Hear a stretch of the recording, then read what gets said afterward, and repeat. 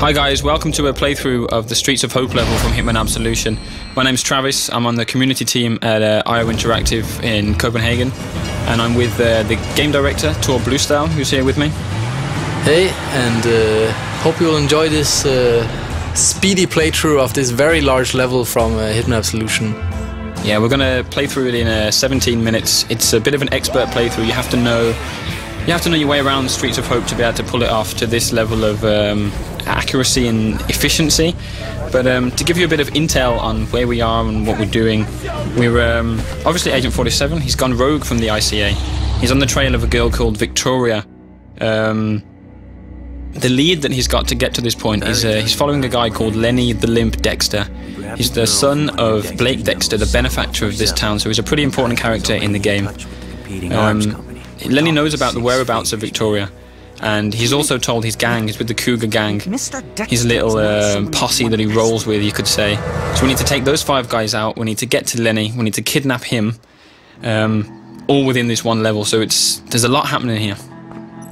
Yeah, this is it's a pretty huge environment, and it's all pretty kind of free roaming. You can kind of go around and scope out the situations, find different elements that you can use to your advantage. There's a lot of kind of improvised weapons around. There's a lot of different disguises, and there's to every single hit within this level there's a large amount of entry points to it. So here we're homing in on our first target, which is the leader of the gang. We've kicked off already. We've had a scope of the land. We know a little bit about Hope so far. Our first target is going into the convenience store here, so we're going to follow him in the back entrance and see how we get on. Yeah, so as this is a more, you can say it's a large part of the, this is a large level within the game, and as you can kind of walk around freely, also everything you do they will kind of cascade out if you're kind of causing trouble here. I mean, theoretically you could take down your target straight away here and kill his girlfriend in the same time, but you'll have to deal with the consequences of that, and if anyone here shouting or gunshots, they will come running and try to find out what it is. So rather than take him down here, we'll wait for him to go upstairs, use a distraction here to get past his girlfriend. So the most immediate thing that we can see is a radio. So we've triggered the radio on, which of course the clerk here is going to be thinking, well, why is there a radio playing? She's trying to see who it is, and we've managed to get away and kind of sneak past her now. As she's confused or looking at the radio, we're in the trespassing zone here, so we need to be careful not to be seen. Yeah, so if you're trespassing within the game, it doesn't mean that you're instantly dead if you're found. It means that you will be kind of escorted out of the premises. But of course now, since this is one of the targets, he's standing in front of some very compromising evidence of this Cougar gang trying to kidnap this girl Victoria and sell her off to an arms company, then you will probably be killed on sight here if seen by this guy. Yeah, he'd definitely react if he sees you, so we need to sneak up behind him. We're going to take him down with the fiber wire silently, so nobody hears us, and we've got objective complete. We need to dump the body, because his girlfriend will probably be coming up to see where he is pretty soon. Yeah, so hiding evidence or hiding bodies as part of that is, of course, it's good for kind of erasing your tracks, and it's all kind of tracked in our score. Everything that you do is logged, and you kind of get a positive or negative score based on how you're playing and using the different features of the game. And being undetected or being unseen and not, not leaving any traces behind is a very good way of playing. Yeah, and all of that information's stored in the notebook that we just saw on the screen. It also keeps the challenges, right, and it keeps targets, your objectives. It's pretty much as if 47 was keeping a physical notebook as he goes along of what he's seen, what he needs to do. Yeah, so for those that knows the old Hitman games, they know that there always was a mission briefing as the start of every level. That's slightly different in Absolution, as 47 is far more the driver of the story than any other Hitman game. The way that these objectives are made is also based on his progress through the levels, so they will kind of update along the way, with the information that he gets and the player gets as they play the level. Yeah, he's very much making the decisions himself, isn't he? When he's got, obviously if something happens, he realises he needs to take out somebody else. He doesn't need somebody in his ear to tell him that. He's seen it for himself, he's heard a conversation. So it's very dynamic in that sense. Yeah, so actually for this level, as you enter, you only know that Lenny the Limp has to be kidnapped, but as you enter the level, you find out, okay, there is these guys, this cougar gang, and they know way too much about Victoria, so they also have to be taken out. So this is an objective that you won't really know until you actually come to this place in the level. Or until you watch this video and we tell it to everyone. Yeah, of course. So here, as you can see, there is things lighting up an instinct that you can use as a player. Some of them are hiding places, other things are objects that can be used to cause an accident. And especially with the targets, of course, it's very useful if you make it look like an accident. Then they won't even be looking for a killer if they didn't even know it was a murder committed. And the instinct as well, you're about to trigger it here as well. You can see the targets, or the NPCs are lighting up as well. And we saw when we came past there was a little icon for a hint. It's for those of you, you can obviously see that we're not playing in purist mode, our difficulty where you get no help from the game at all. All of these options can be turned off if you want a real challenge. So bear that in mind as you play through. That if you are a purist player and you really want a really difficult experience, you can customize it that way, if that's the sort of thing that you're looking for. But to show off the features, we're going to keep the HUD on for this playthrough. So we're approaching our second target here. He is on the phone, and an easy prey for a trained assassin. And instead of just killing him off straight away, we will kind of subdue him and try to make it look like an accident here, actually, by using the explosives that we found earlier. So we had the option to snap his neck as well. That's if we're running short of time, or if we just feel like being a bit more brutal through the level, isn't it? It's very much about choice, right? All the different mechanics are built to create sensible choices for the player. If you want to be brutal, if you want to be violent, you can do that, but it will affect your scores and your challenges. Oh, busted. All right, we'll deal with this. You're under arrest. Ow. So one thing that we worked a lot on with our AI is that the propagation of knowledge throughout the level. That this guy, we took care of him really fast, so it meant that anything he had to say to his friends on the radio, he didn't get the time to say anything at all.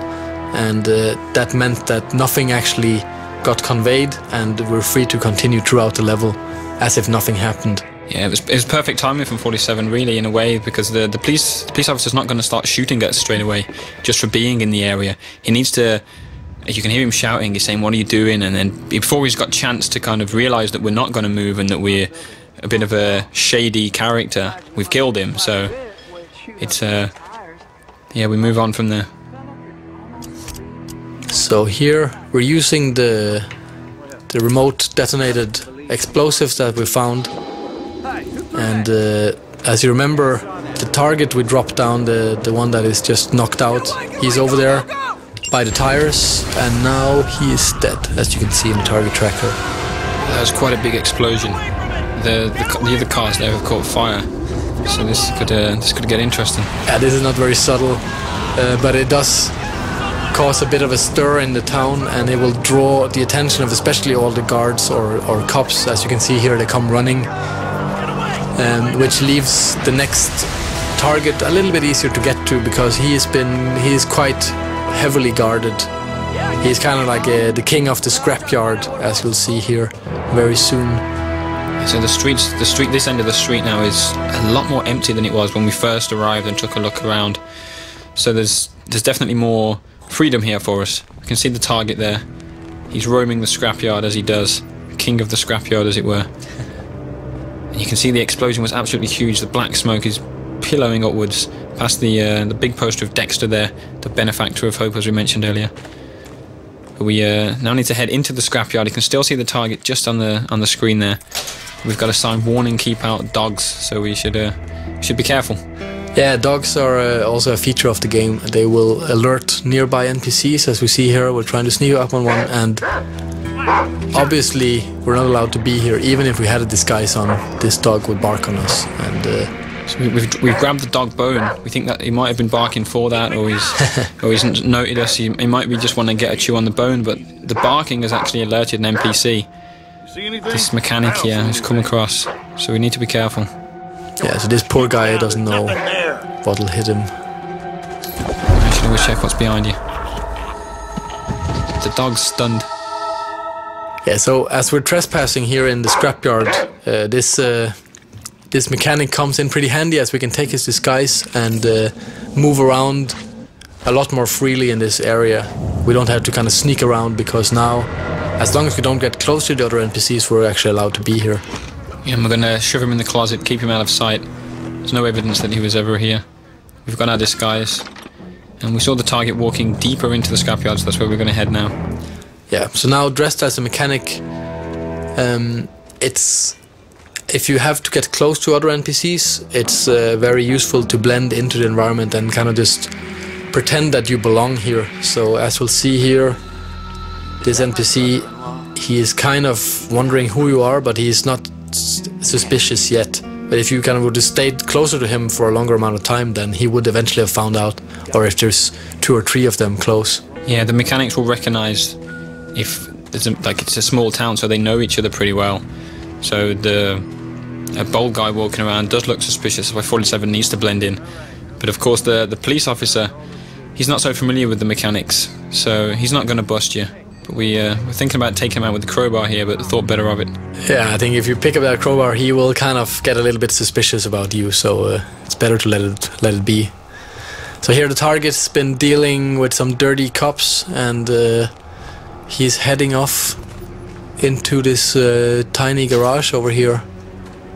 I think he is the guy who is in charge of the cars for the gang. So they're kind of preparing this kidnapping of Victoria, and he is preparing the car here. And that's an accident waiting to happen, as you can see in Instinct here. It's a good choice of words.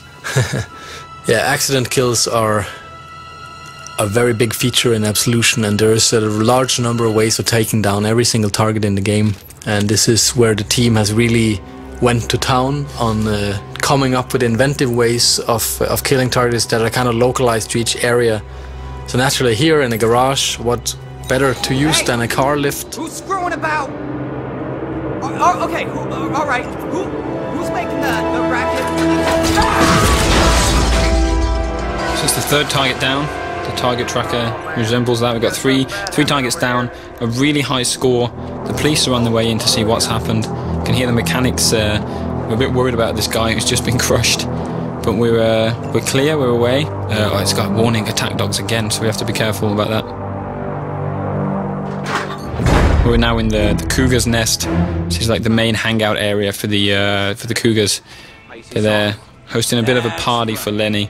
But they're having a barbecue, and you might see the lighter fuel there, which could be an option. Barbecues and lighter fuel tend to go pretty well together when Agent 47's around. And we can also see the policeman down there. He's allowed to be in this area. We're not as a mechanic. It's a bit of a private area, so we're going to try and take his disguise and see if we can get closer to our target. Yes, usually these kind of isolated characters are pretty useful for us, as they provide disguises and weapons and so on. We've just got an improvised weapon there, a bottle. Smash this around the guy's head. Smash. He's down. Disguise is ready to get picked up. And 47 needs to choose a weapon here. Yeah, so what else to use than an axe rather than a tomahawk? And we can see why why the police officer was so distracted there. That was a really perverted guy. And now we have his clothes on. Awesome. So dressed as a police officer, we're allowed to get closer to these guys up here. And basically we only have one of these as a target, the one in the middle. Yeah, Mason. And everyone else, unfortunately, will be collateral in this point shooting, which is one of our new features in the game. Allows us to kind of slow down time to a minimum, and using our instinct powers, take them down instantly. And as you can see, they're trying to pull their guns to fight back, but as they're taken down too quickly for that, the whole thing goes down without anyone making a sound, as we also use silenced guns for this. Yeah, we've also used all of our instinct though. It's very expensive to use point shooting, especially on so many characters all at one time. So there's a lot of strategy involved in when you should use your point shooting. You can't just walk up to any character and shoot them and do it instantly. You have to make sure you do it at the right time, otherwise you run out of instinct completely. But there's the other target's come out here. He's come to investigate, probably come back to the barbecue, and he's stunned by the dead bodies. Ow, poor old guy. 47's just killed the barber. Yeah, that's sad, but it's for the greater good. We need a new disguise here, because now there's a lot of police officers in the building here. So using the barber, which is freely allowed to walk around here, it's a pretty powerful disguise. And as you can see, there's lots of characters here, so trying to go in here guns blazing would be pretty dangerous and difficult. There is a lot of NPCs here. You can also see there's a guy a little bit further ahead getting his pistol ready, so he's prepared for a shootout. But it would be a bit of a mistake to pull your guns out here. Sneaking through as the barber is probably the best way through. Towards Lenny, who you can see down there. Instinct lights up in blue, not red because he's not a target. We need to kidnap him. And we make our way down. Yeah, so basically now there's this one police officer standing between us and Lenny at the moment, so we will just quickly deal with him. Quickly deal with him by putting a pair of scissors in his neck. Well, yeah. Deal with him in 47's trademark way. Yeah, you could have subdued him, right? Poor guy. And now we have Lenny all to ourselves, and he's kind of just sitting there lying about his antics in Chicago, so he's kind of an easy prey. It's almost too easy. Yeah. You're not the talkative type, huh? You know your place. Well, I like that in the barber. That's it, and thanks for watching the playthrough of Streets of Hope from Hitman Absolution, which is out in November 20th this year. Thanks for taking the time to listen, and of course watch.